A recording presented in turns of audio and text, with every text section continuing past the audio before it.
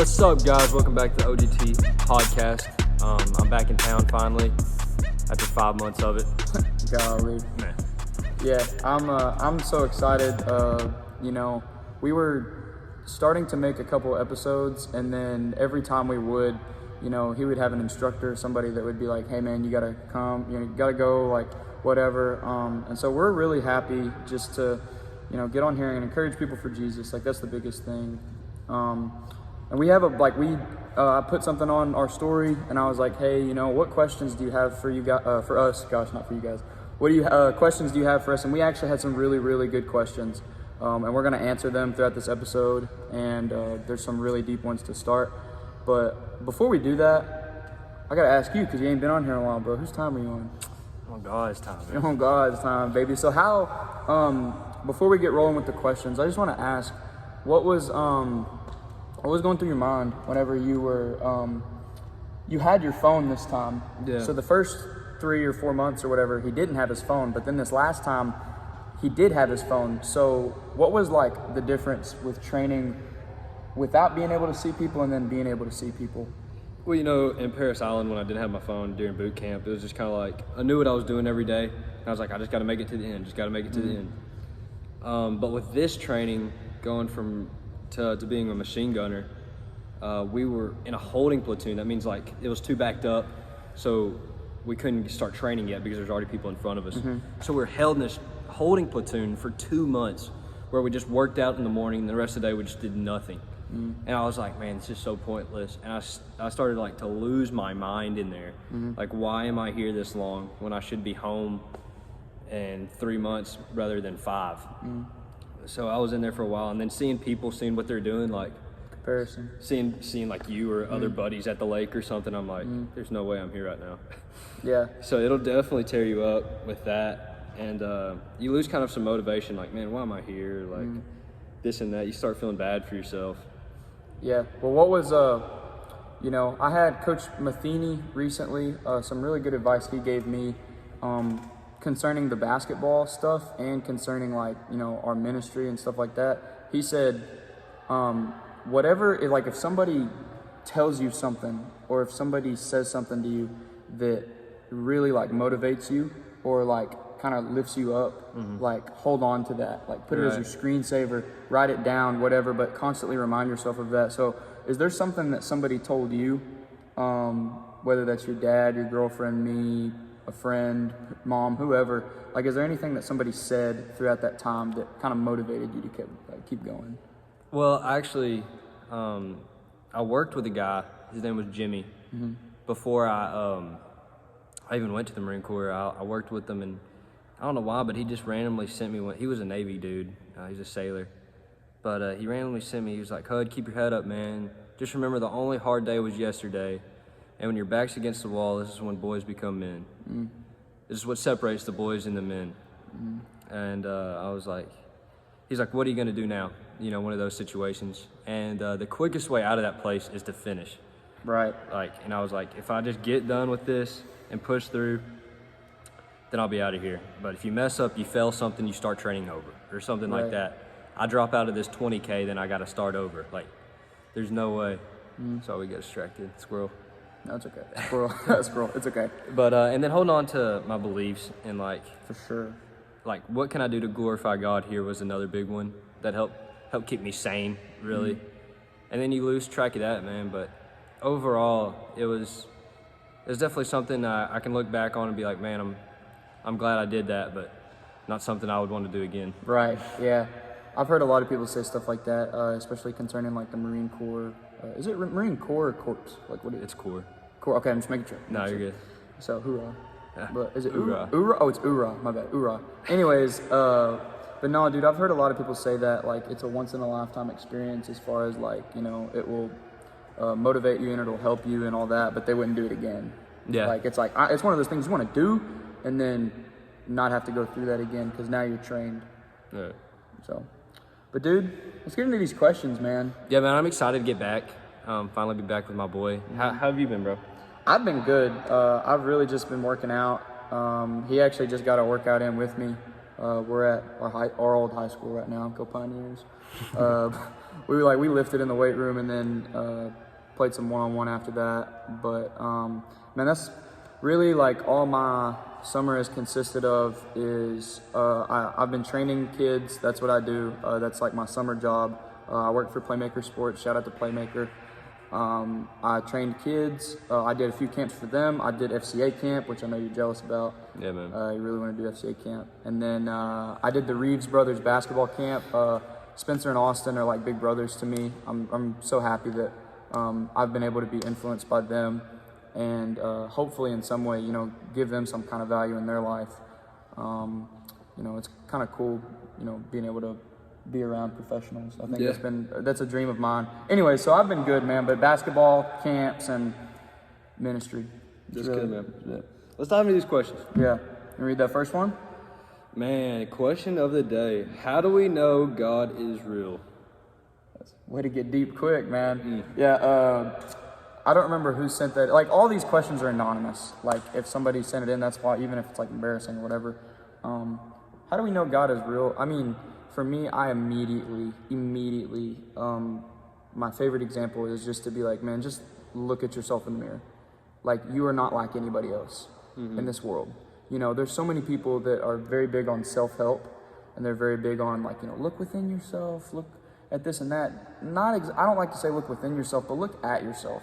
Like you think about science, science backs up God, like the existence of God, right? With the Big Bang and all that stuff. But dude, like the human body, man, do you know how much has to go together just for you to move?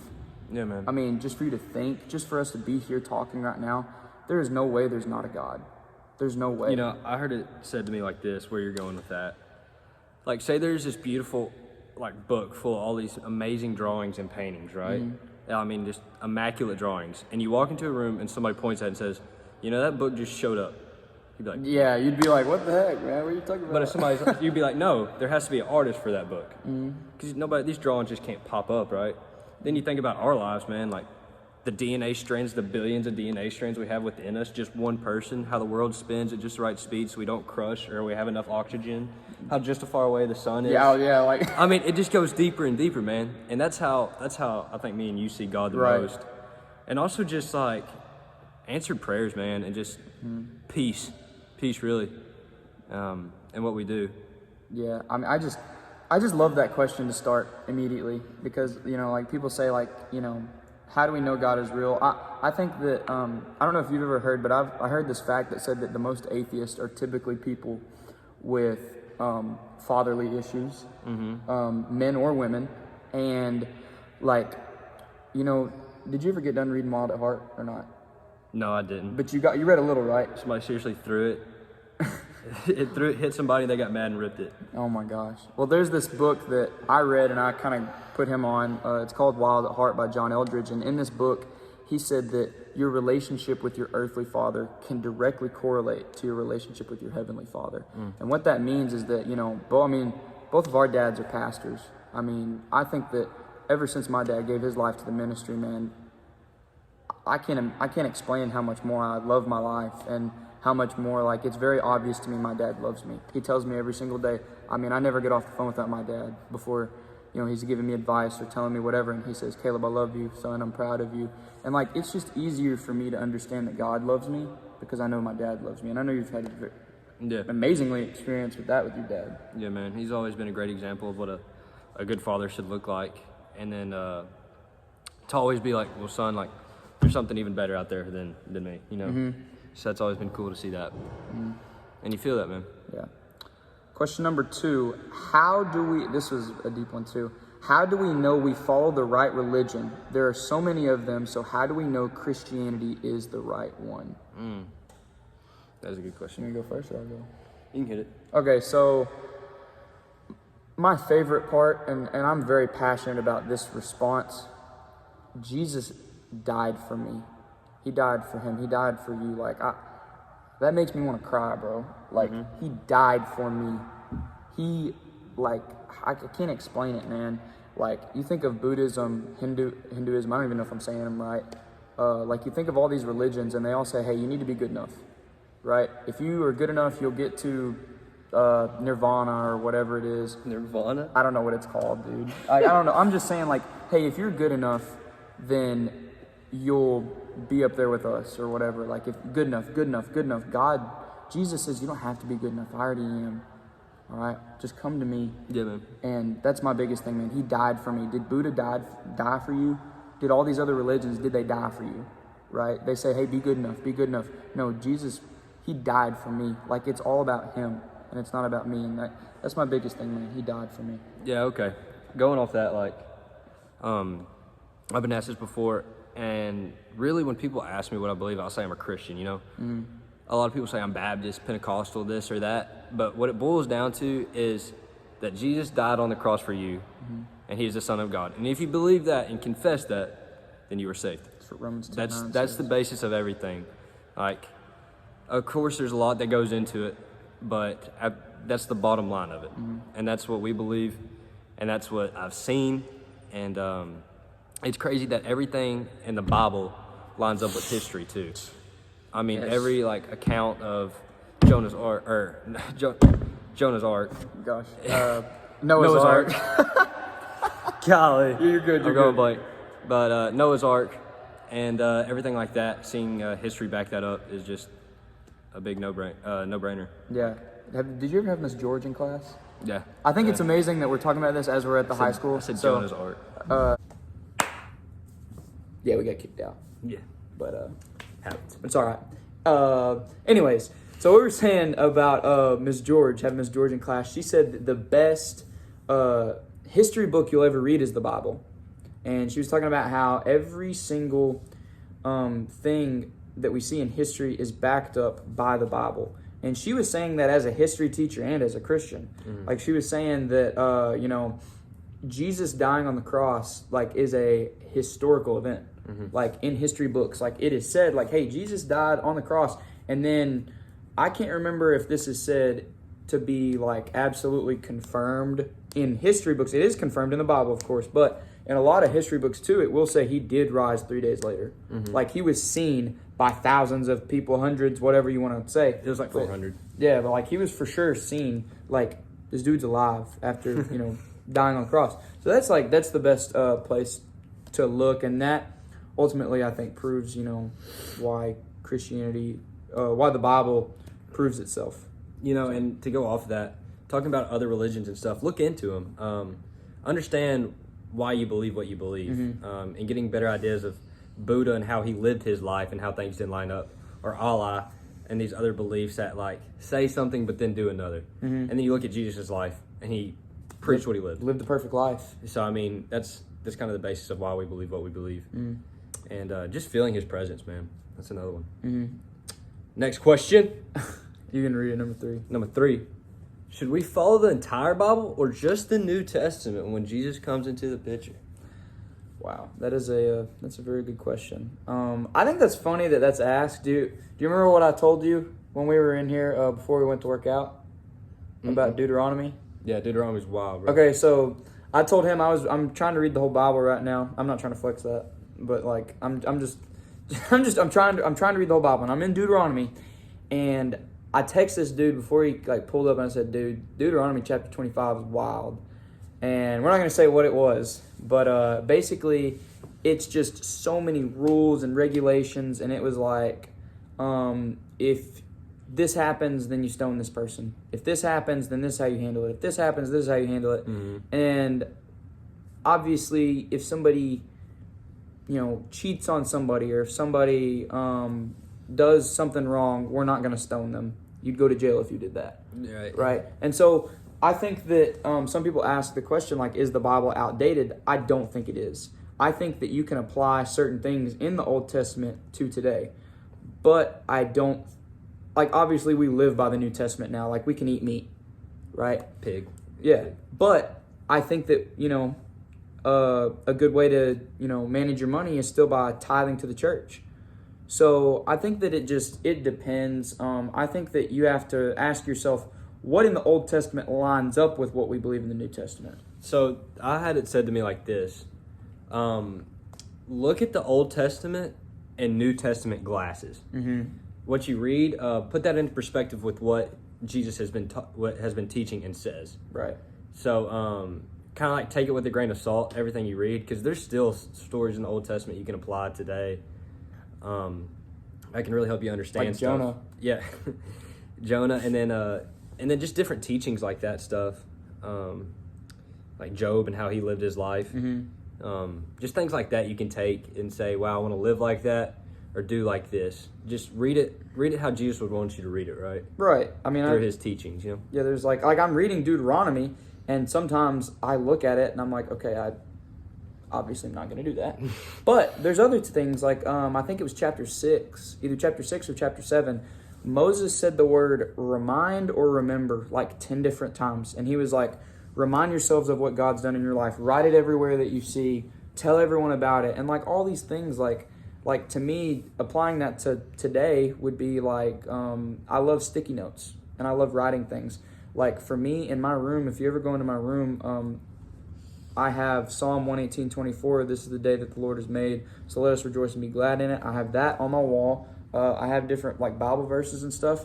And I think that we can apply, teachings like that in the Old Testament. Like, hey, write this places, remind yourself of Jesus and what he did for you. Like, I think we can, definitely apply things to today's world. And really what the New Testament says is to, Jesus comes into Matthew and says, I have done away with the old laws. And that's really what you're leaving is the old laws. Laws, yeah, like and the old laws. Not teachings, but laws. Ooh, that's a bar, bro. Oh my gosh, bro.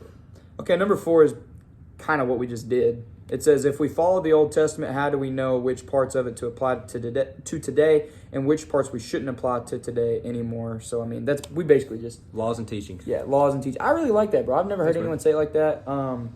And Ben Stewart, he's the author of Single, Dating, Engaged, Married, and the author of something, Rest and War, something like that. He's an amazing pastor, and he said recently, we have to stop living by laws and start living by principles. And so what that basically means, kind of like what he was talking about, it might be a principle of mine that I'm going to wake up every day and read my word. Like I might say that's a principle. Like I want to wake up and have the goal every day of reading my word. But if I had a law of waking up every day and reading my word, if I didn't, like if I fell short of that, I would condemn myself and I would hate myself because I didn't do that. And it would just be a lot of condemnation. Condemnation is not from God. Conviction is from God, but condemnation is not. And so having principles saying that I'm going to strive for this goal every day, and even like almost not disciplining yourself, but saying like, I'm going to strive for this every single day. That's more like principles, but laws, like he said, teachings and not laws. So yeah. Here's number 5. You can read that. What are some easy ways to make my relationship with Jesus stronger? You can go first. It should be growth every day. No growth in the comfort zone, right? So you should be challenging yourself every day to learn something new, be someone better, live more like Christ, all right? So when you start aligning your goals with Christ, that's how you start growing, right? You start building yourself up. When you're building yourself up, you're also building your relationship up. So start with yourself, finding ways to improve yourself, whether it be physically, mentally, emotionally. Start building yourself up and seeing how that can align to God, and that'll grow for sure. Yeah, and here's the thing. A lot of people say, like, in church you just say, a lot of people say, read your Bible, read your Bible, read your Bible, read your Bible.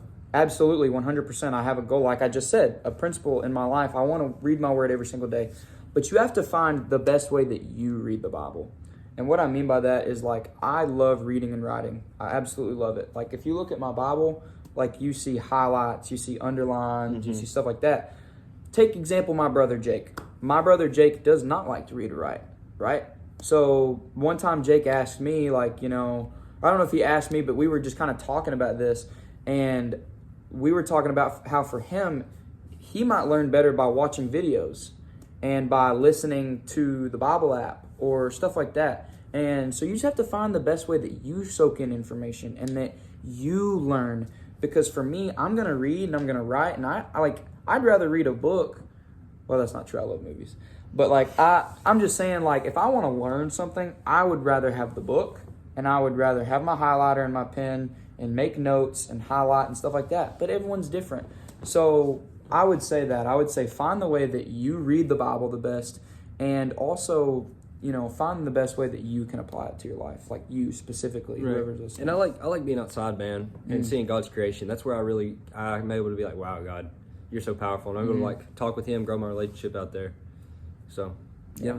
That's my biggest thing, man. Find like honestly, like what you love best, and but continue to challenge yourself, like I said, or like he said. I didn't say it, you said that.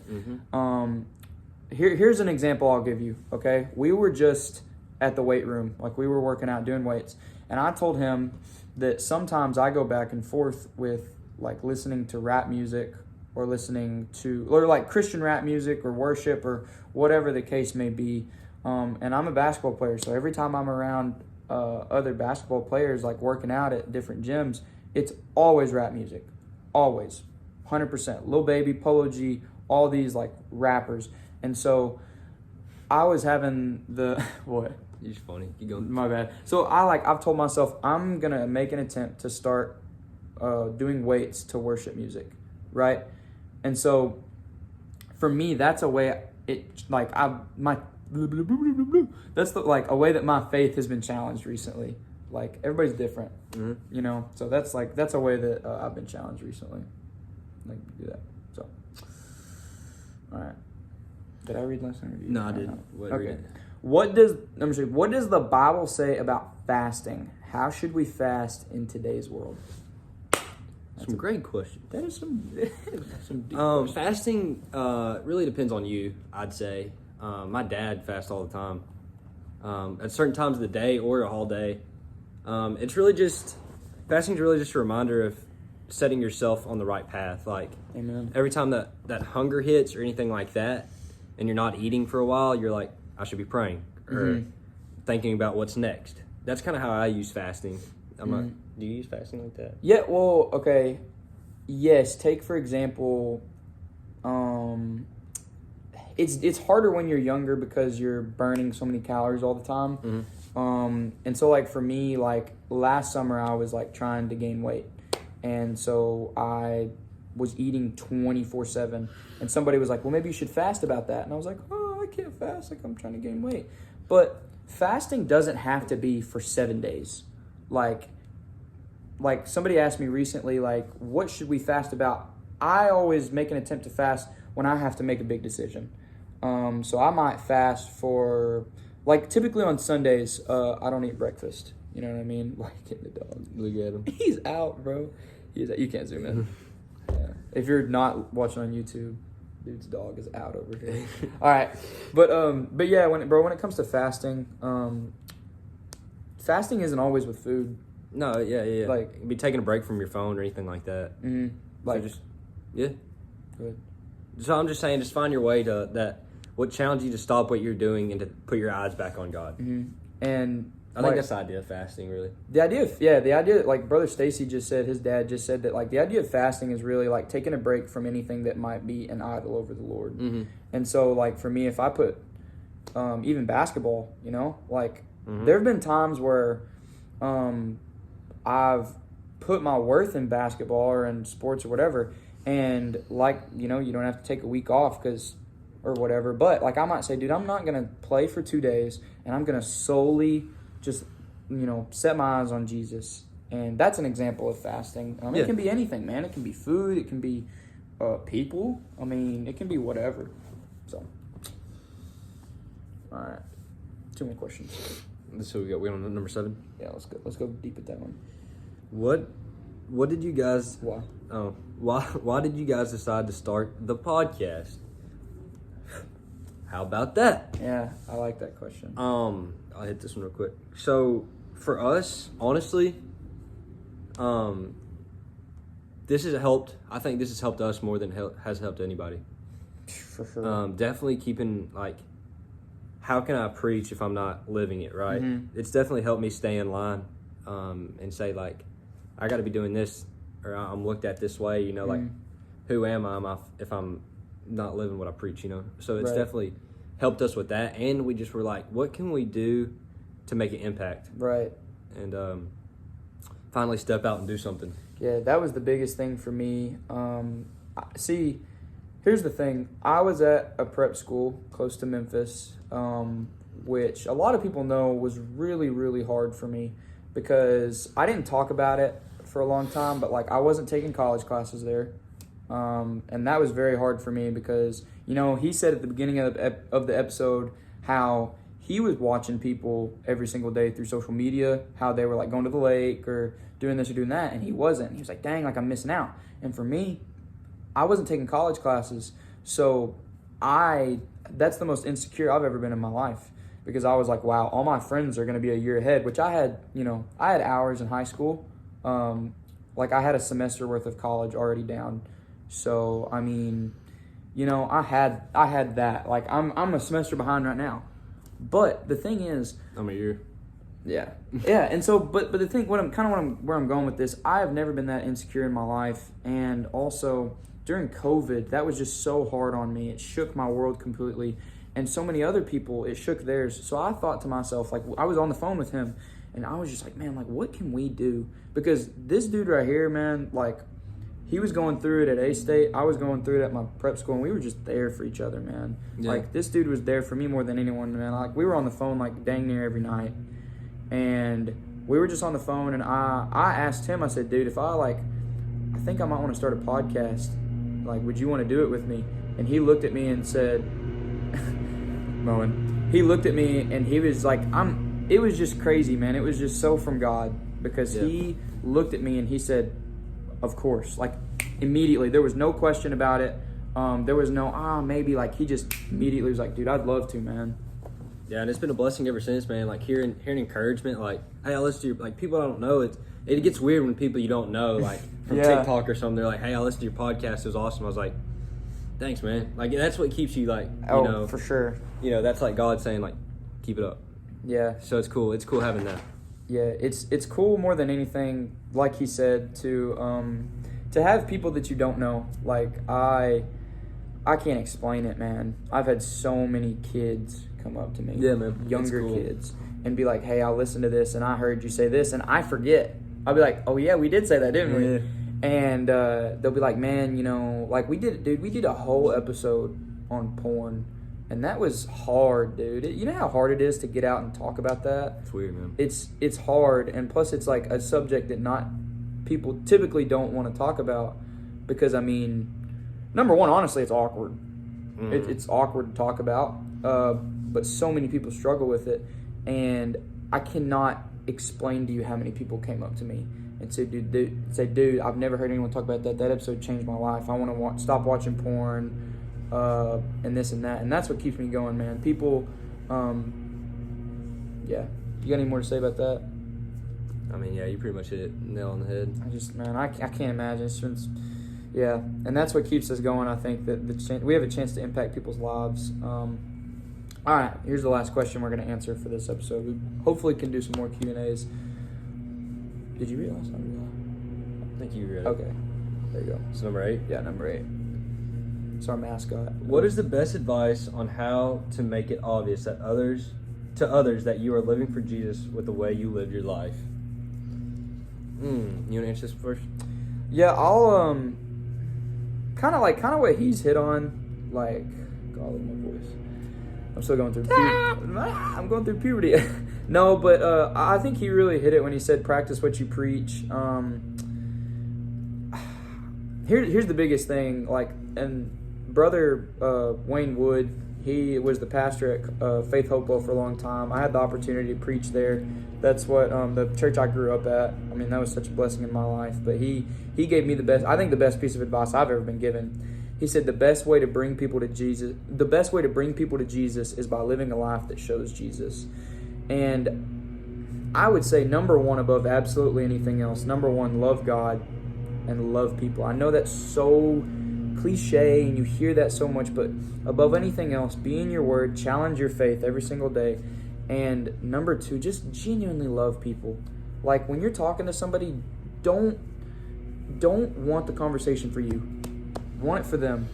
think to yourself, how can I benefit this person's life? How can I encourage them for Jesus? Pete, oh my gosh. How can I love Pete more? So I think I had it said to me like this. Where was I going with this? I lost my train of thought for a sec. You're all right. The dang dog. Daggum dog, get in my face. Got in your face. Let's see, what was that? People aren't going to remember what you said to them, but how you made them feel. Miss Repke said that. She did? She's a great We lady. have we had a teacher that passed away recently from cancer, and it was back in, I think, November, and she lived such a life for Jesus and for other people, like it's insane. Like, so many people were at her funeral, and I wasn't able to be there because I had to go to my orientation for Williams. Like, I had to go, that's something I could not miss. Like, I had to go, like, visit and do all that stuff, and I wasn't able to be there, which really made me sad. But it is amazing to me how many people just obviously knew that she loved Jesus and that she loved other people. And I'll give you a few examples of some things she did. Number one, she made you feel like you're the only person in the room when she was talking to you. Like, and she never wanted to talk about herself. Never. She always wanted to talk about you and what you were going through. If you needed food, she would give you food. If you needed a place to stay, like, she gave some people, like, I think, like, at Lyon College, you know, like, I don't know if this is true. I just know that, like, if you needed a place or if you needed to talk to somebody or whatever, like, she would do that for you and she'd provide that for you. So, I mean, when you bottom line is, when you have Jesus, people see it. Yeah, that's above anything. It shines through you, man. Yeah. So just keep on keeping on with that. Put them in the front of your conversations. I think that's the best thing, man. Just talk about him all the time. Now, don't push people too much. Yeah, don't be weird, dude. Yeah, don't be weird. Don't be Hey, weird, do you dude. love Jesus?